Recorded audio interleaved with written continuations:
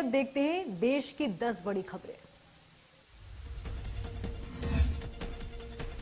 दिल्ली में भाजपा अध्यक्ष जेपी नड्डा ने 42वें स्थापना दिवस के मौके पर शोभा यात्रा में हिस्सा लिया। करीब 1 किलोमीटर की यात्रा में शामिल हुए नड्डा के साथ दिल्ली भाजपा के नेता और कार्यकर्ता भी शामिल हुए। इससे पहले उन्होंने राष्ट्रीय मुख्यालय पर पार्टी का झंडा फहराया। नड्डा ने कहा कि प्रधानमंत्री नरेंद्र मोदी के नेतृत्व में पार्टी अब गरीबों, दलितों और पिछड़ों की पार्टी बन गई है, जिनकी अब तक कोई आवाज नहीं थी।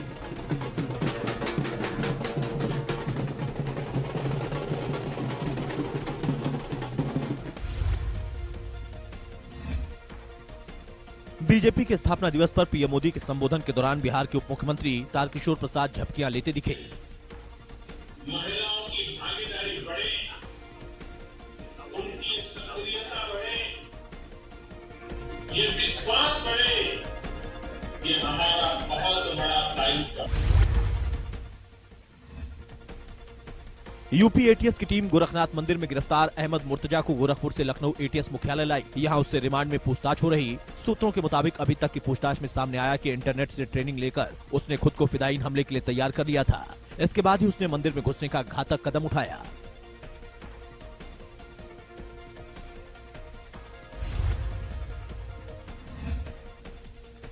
हिमाचल प्रदेश के मुख्यमंत्री जयराम ठाकुर के गृह जिले में विक्टोरिया पुल से पड्डल मैदान तक आम आदमी पार्टी का रोड शो हुआ।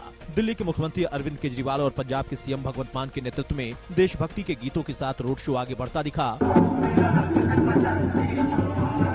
आप हिमाचल में तीसरे विकल्प के तौर पर उभरना चाह रही है। हालांकि अब तक तीसरे विकल्प के तौर पर कई दलों ने उभरने की कोशिश की, लेकिन कोई भी दल पहाड़ की चढ़ाई नहीं चढ़ पाया। अब देखना होगा कि आपका झाड़ू पहाड़ चढ़ने में कितना कामयाब रहता है।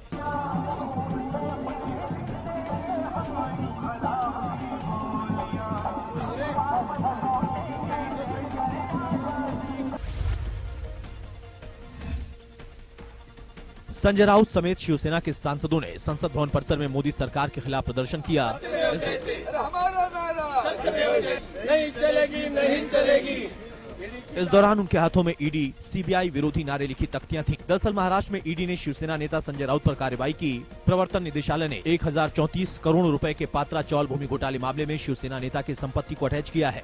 निदेशालय ने संजय के अलीबाग में एक प्लॉट और दादर में एक फ्लैट को कुर्क कर दिया। इसके बाद शिवसेना के सांसद भड़क उठे।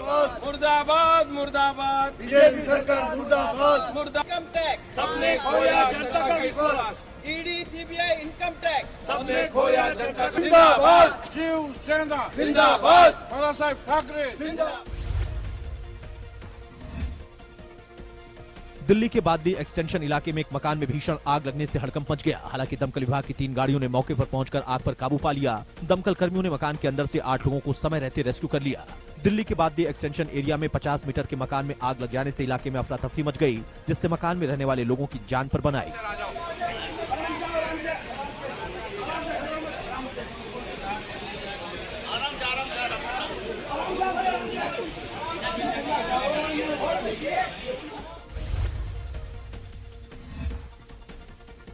बेंगलुरु में एक लड़के को उर्दू न बोलने पर 3 युवकों ने बेरहमी से चाकू मारकर हत्या कर दी। जानकारी के मुताबिक मृतक की पहचान जय मारुति नगर के रहने वाले चंद्रू के रूप में हुई। वो सोमवार को अपने दोस्तों के साथ एक पार्टी में शामिल हुआ था। जैसे ही वो हल्ले गुड्डा हल्ली के पास से गुजरा, उसकी बाइक दूसरी बाइक से हल्का सा टकरा गई। विवाद बढ़ता ही चला गया और आरोपित शाहिद ने चंद्रू पर चाकू से हमला कर दिया। आरोप है कि बहस के दौरान चंद्रू ने उर्दू में बात न करके कन्नड़ में बात की थी। इससे आक्रोशित भीड़ ने उसकी पिटाई की और फिर चाकू से हमला कर दिया।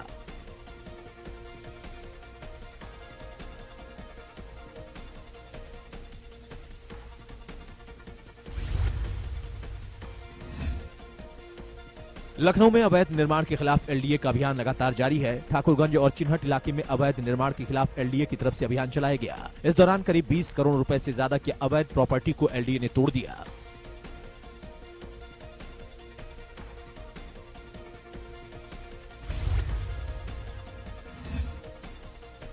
मुंबई में पेट्रोल डीजल की बढ़ती कीमतों के खिलाफ कांग्रेस ने प्रदर्शन किया। कांग्रेस की मांग है कि कीमतों को कम कर दिया जाए, टैक्स में भी कटौती की जाए, जिससे लोगों को राहत मिले।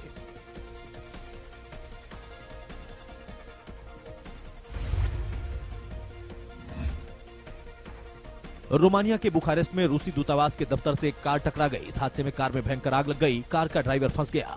इस हादसे में ड्राइवर की मौत हो गई।